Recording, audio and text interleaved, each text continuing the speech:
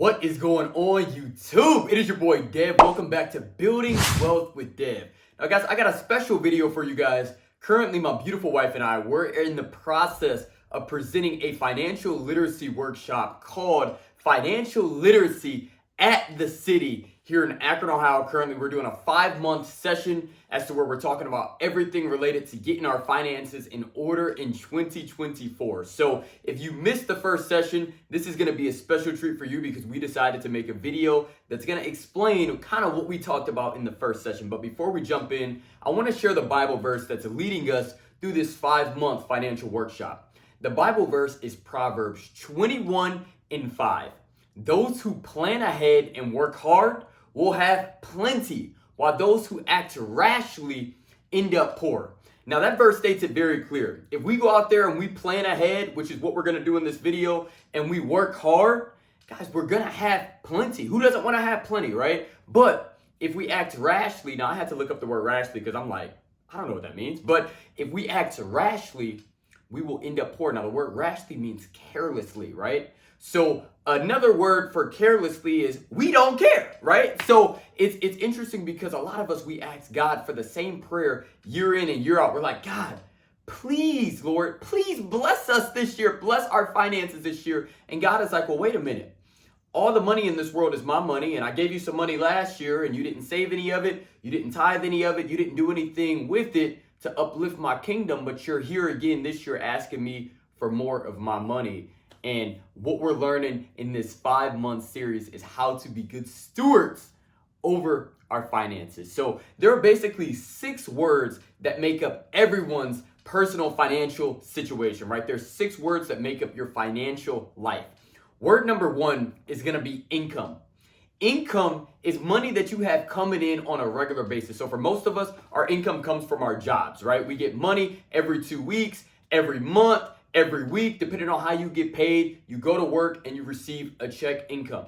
Some of us also may receive disability income, Social Security income, so many different sorts of income out there. Maybe you're a self-employed business owner and you do hair and you get paid every day. When you finish a job, you get your pay immediately, right? So there's so many different types of income. Some other sorts of income that are out there, you have investment income. So say maybe you have a stock portfolio and you get dividend income on those stocks, right?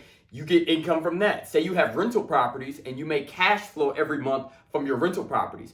These can all be forms of income, but I want you to think of income as money that is coming in on a regular basis. Word number 2 is going to be expense. So expense is the opposite of income. Income is the money that you have coming in. Expense is the money that you have going out. Now, when you think of expenses, I want you to think of your bills, right? You got your car payment, you got car insurance, you got gas for the car, you got your house payment, whether that be a mortgage or a rental payment. You have your utilities, your gas, your water bill, electric bill. You have all the bills related to owning a property, such as cable. You might have internet, and everything else that comes along with the bills that occur on a regular basis of owning or renting a property. On top of that, you got to eat. Your kids got to go to childcare. Maybe you have some student loan repayments. Maybe you have some credit card payments. So your expenses are going to be all of your bills that you have coming out on a regular basis, right? So again, we're going to keep this very simple because finances is not hard, but I will admit that sometimes we make it hard, guys. So income is money that you have coming in on a regular basis,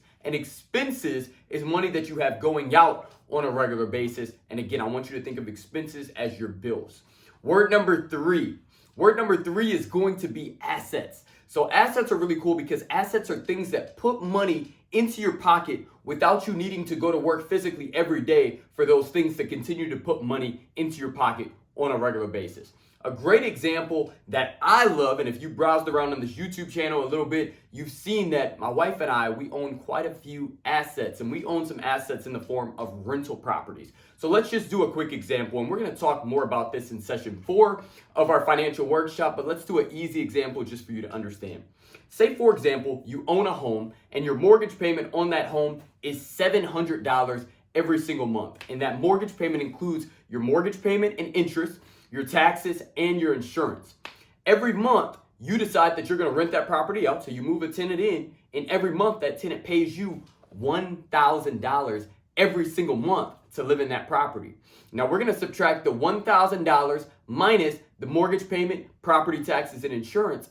And we end up with about $300 a month in income that we make from that particular property. Now, I'm gonna say that is a very watered down version of what an asset is. And the reason I wanna say that is because when you own a rental property, there are other expenses that you have to look at. You have to look at vacancy, you have to look at repairs, and then just everything else that comes along with owning a property. When things go wrong, you do have to pay for that, and that's coming out of the income that you're making. So if rental properties was that easy, everybody in this world would own rental properties, but they're not as difficult as you think. And as long as the math makes sense, that can be a very strong positive asset in your life.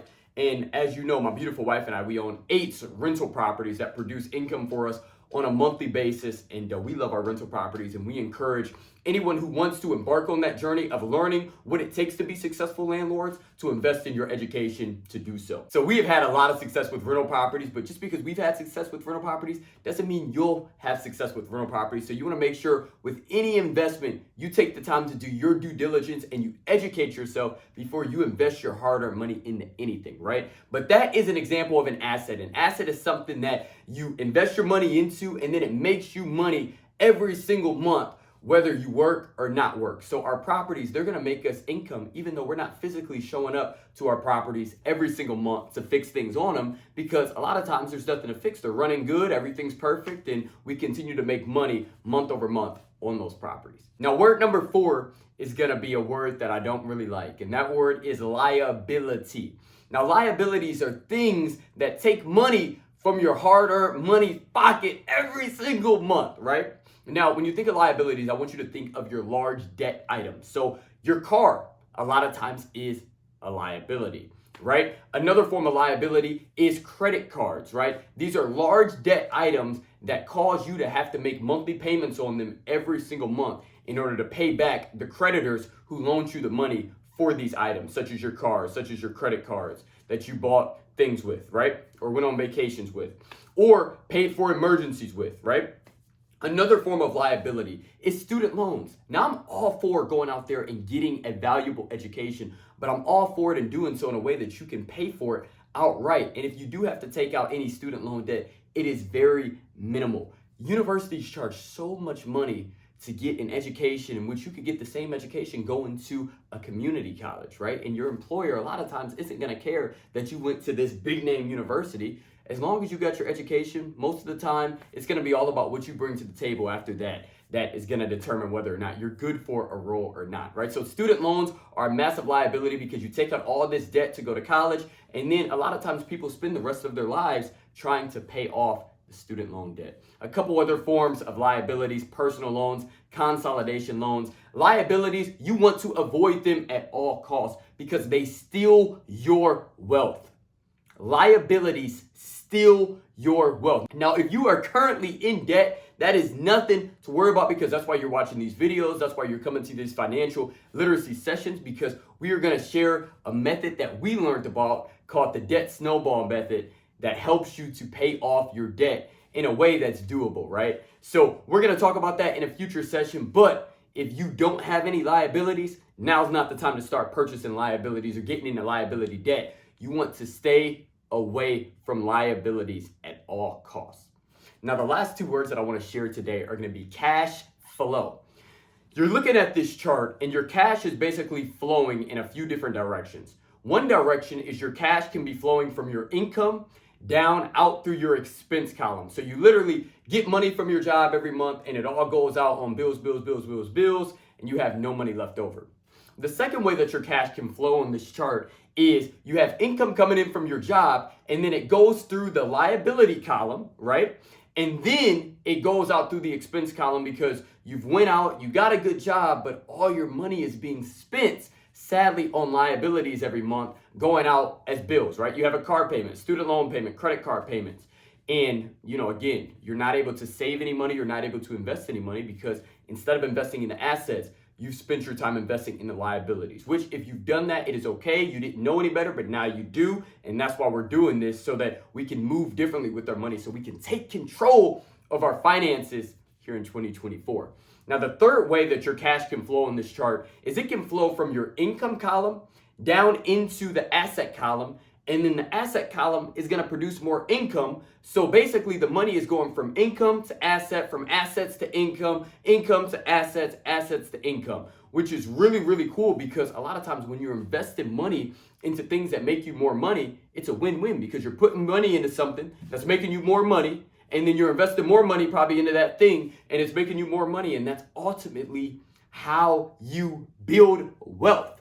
That is the goal. The goal is to build wealth. The goal is to take control of our finances and become financially independent, become financially free, and be a good steward over God's money. That is the goal, guys. We want to be good stewards over God's money because he's been gracious enough to bless us with his financial resources.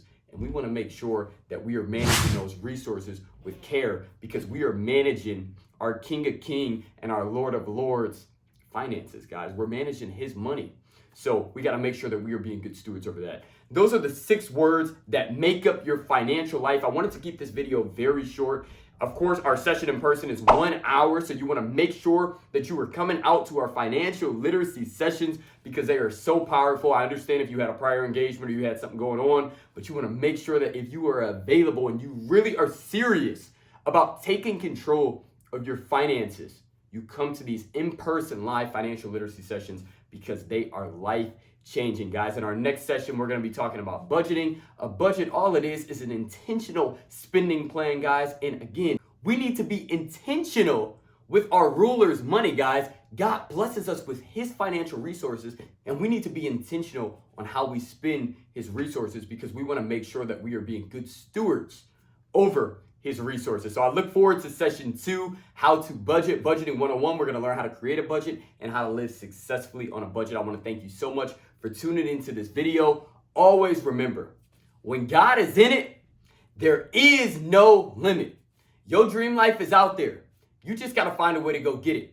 We'll see y'all in the next video. Peace.